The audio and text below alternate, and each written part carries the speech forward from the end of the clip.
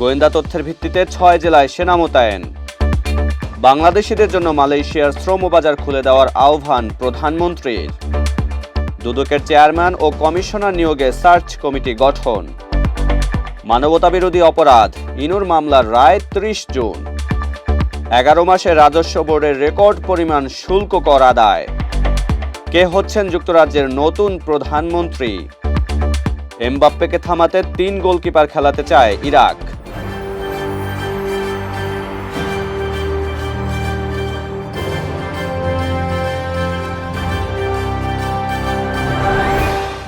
দর্শক, আমন্ত্রণ জানাচ্ছি নাগরিক প্রতিদিন নিউজরুম ইনসাইডে। সঙ্গে আছে আমি তানজিমুল আবিদ। এতক্ষণ শুনছিলেন সংবাদ শিরোনাম, এবার জানিয়ে দেব বিস্তারিত। স্বরাষ্ট্রমন্ত্রী সালাউদ্দিন আহমেদ বলেছেন, আইন শৃঙ্খলা পরিস্থিতির অবনতি হয়নি, সরকার সবসময় তৎপর আছে। কার্যক্রম নিষিদ্ধ আওয়ামী লীগের অপতৎপরতা লক্ষ্য করায় গোয়েন্দা তথ্যের ভিত্তিতে ৬ জেলায় সেনা মোতায়েন করা হয়েছে। সোমবার সচিবালয়ে স্বরাষ্ট্রমন্ত্রী এসব কথা বলেন। আগের তুলনায় বর্তমানে আইন শৃঙ্খলা পরিস্থিতি ভালো আছে। সভা সমাবেশ করা বিরোধী দলের গণতান্ত্রিক অধিকার, এতে গণতন্ত্র বিকশিত হচ্ছে বলেও জানান তিনি। বাংলাদেশি শ্রমিকদের জন্য মালয়েশিয়ার শ্রমবাজার পুনরায় খুলে দেওয়ার অনুরোধ জানিয়েছেন প্রধানমন্ত্রী তারেক রহমান। সোমবার মালয়েশিয়ার পুত্রজায়ায় দেশটির প্রধানমন্ত্রী আনোয়ার ইব্রাহিমের সঙ্গে দ্বিপাক্ষিক বৈঠকে এ আহ্বান জানান তিনি। প্রধানমন্ত্রী বলেন, আমি প্রধানমন্ত্রী আনোয়ার ইব্রাহিমকে আরও বেশি বাংলাদেশি শ্রমিক নিয়োগের বিষয়টি বিবেচনা করতে এবং যত দ্রুত সম্ভব শ্রমবাজার উন্মুক্ত করার অনুরোধ করেছি। অনিয়মিত শ্রমিকদের নিয়মিতকরণ এবং সম্ভব হলে আটক হওয়া বাংলাদেশিদের প্রত্যাবাসন সংক্রান্ত বিষয়গুলো উত্থাপন করেছি। আমরা একমত যে কর্মী নিয়োগের ক্ষেত্রে নিয়োগ প্রক্রিয়া স্বচ্ছ, ন্যায্য এবং সাশ্রয়ী হওয়া উচিত, যা মধ্যস্থতাকারী কমিয়ে শ্রমিকদের খরচ হ্রাস করবে। দুর্নীতি দমন কমিশনের কমিশনার ও চেয়ারম্যান নিয়োগে সার্চ কমিটি গঠিত হয়েছে। সোমবার এ সংক্রান্ত প্রজ্ঞাপন জারি করেছে মন্ত্রিপরিষদ বিভাগ। সার্চ কমিটির সভাপতি করা হয়েছে আপিল বিভাগের বিচারপতি মোহাম্মদ রেজাউল হককে। সদস্য হিসাবে রয়েছেন হাইকোর্ট বিভাগের বিচারপতি রাজিক আল জলিল, মহা হিসাব নিরীক্ষক ও নিয়ন্ত্রক, সরকারি কর্ম কমিশনের চেয়ারম্যান এবং মন্ত্রিপরিষদ সচিব। প্রজ্ঞাপনে বলা হয়েছে, দুর্নীতি দমন কমিশন আইন ২০০৪ এর ধারা ৭ অনুযায়ী কমিশনার পদে নিয়োগের জন্য সুপারিশ প্রদানের উদ্দেশ্যে সার্চ কমিটি গঠন করা হয়েছে। আইন অনুযায়ী সার্চ কমিটি দুদকের চেয়ারম্যান ও কমিশনারের প্রতিটি শূন্য পদের বিপরীতে ন্যূনতম ২ জন করে প্রার্থীর নামের তালিকা প্রস্তুত করে রাষ্ট্রপতির কাছে সুপারিশ করবেন।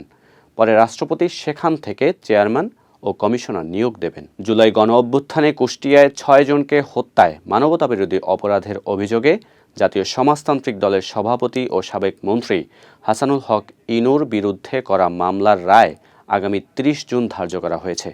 সোমবার আন্তর্জাতিক অপরাধ ট্রাইব্যুনাল ২ এর বিচারিক প্যানেল রায়ের জন্য এ দিন ধার্য করে। গত বছরের ২৫ সেপ্টেম্বর প্রসিকিউশন সুনির্দিষ্ট ৮টি অভিযোগ ট্রাইব্যুনালে দাখিল করে। একই দিন শুনানি শেষে ট্রাইব্যুনাল ইনুর বিরুদ্ধে অভিযোগ আমলে নেয়। ১ ডিসেম্বর এ মামলার প্রসিকিউশনের সাক্ষ্য গ্রহণ শুরু হয়। পরে চলতি বছরের ১৪ই মে এই মামলার যুক্তিতর্ক উপস্থাপন সম্পন্ন হয়, আর আজ রায়ের দিন ধার্য হলো। চলতি অর্থ বছরের প্রথম ১১ মাসে অর্থাৎ মে ২০২৬ পর্যন্ত জাতীয় রাজস্ব বোর্ডের মোট রাজস্ব আদায়ের পরিমাণ ৩,৬০,৬৪২ কোটি টাকা, যা একই সময়কালের অতীতের সকল রেকর্ড অতিক্রম করেছে। জাতীয় রাজস্ব বোর্ডের এক বিজ্ঞপ্তিতে এই তথ্য জানানো হয়।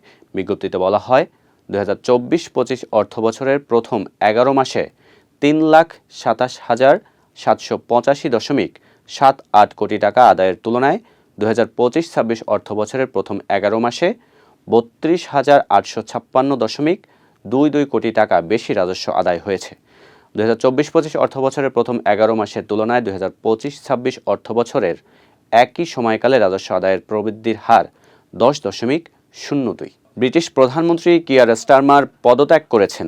তিনি জানিয়েছেন, গ্রীষ্মকালীন অবকাশ শেষে নতুন প্রধানমন্ত্রী দায়িত্ব গ্রহণ করবেন। এমনকি নতুন প্রধানমন্ত্রী নির্বাচনের জন্য প্রক্রিয়া শুরু করতে তার দল লেবার পার্টিকে নির্দেশনা দিয়েছেন। সোমবার বিবিসির এক প্রতিবেদনে সম্ভাব্য প্রধানমন্ত্রীর তালিকা তুলে ধরা হয়েছে। এতে বলা হয়েছে, সম্ভাব্য প্রার্থীদের মধ্যে অ্যান্ডি বার্নহাম সবচেয়ে এগিয়ে রয়েছেন। এছাড়া সাবেক স্বাস্থ্যমন্ত্রী ওয়েস স্ট্রেটিং, সাবেক উপপ্রধানমন্ত্রী অ্যাঞ্জেলা রায়নার সহ বেশ কয়েকজন আলোচনায় রয়েছেন। বিশ্বের প্রায় সব ডিফেন্ডার আর কোচের কাছেই এক ধরনের ধাঁধা যেন কিলিয়ান এমবাপ্পে বিশ্বকাপের মঞ্চে নিজের প্রথম ম্যাচেই একের পর এক রেকর্ড গড়ে সেই প্রশ্নকে আরও জটিল করে তুলেছেন ফ্রান্সের অধিনায়ক। আজ বাংলাদেশ সময় রাত ৩টায় গ্রুপ আই এর দ্বিতীয় ম্যাচে ইরাকের মুখোমুখি হবে ফ্রান্স। আর সেই ম্যাচের আগে আলোচনার কেন্দ্রবিন্দুতে যথারীতি এমবাপ্পে। ফ্রান্সের আক্রমণ ভাগকে কিভাবে সামলানো যায়, বিশেষ করে এমবাপ্পেকে কিভাবে থামানো যায়, এ প্রশ্নের জবাবে সংবাদ সম্মেলনে রসিকতাই করলেন ইরাক কোচ গ্রাহাম আর্নল্ড। হাসতে হাসতে তিনি বলেন, আমি তো জিজ্ঞেস করেছিলাম আমরা গোলপোস্টে একসঙ্গে ৩ জন গোলকিপার খেলাতে পারি কিনা, কিন্তু ওরা না করে দিল। দর্শক, এই ছিল নাগরিক প্রতিদিন নিউজ রুম ইনসাইট থেকে সর্বশেষ। পরবর্তী সংবাদ দেখার আমন্ত্রণ জানিয়ে বিদায় নিচ্ছি।